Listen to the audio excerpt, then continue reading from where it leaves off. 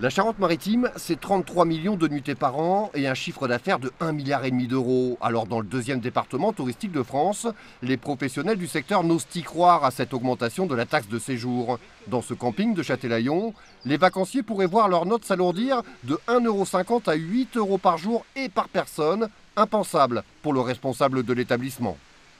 Ça va être plus que dommageable. Pour moi, ce sera une catastrophe parce que bon, c'est déjà la crise, il y a déjà un budget qui est très serré. Au niveau des clients, même au niveau étranger.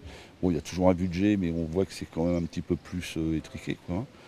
Et puis, pas comme ça qu'on va attirer les gens, quoi.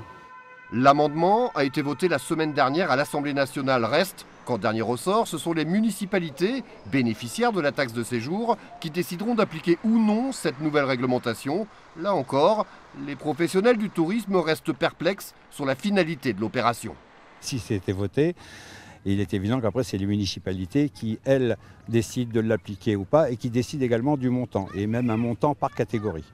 Donc après, à partir de là, c'est les municipalités qui vont avoir le dernier mot. Le matin, on nous dit ça, l'après-midi, on nous dit autre chose. Alors j'attends, moi, in fine, de voir quelle va être vraiment la loi promulguée. Pour le moment, c'est en première lecture.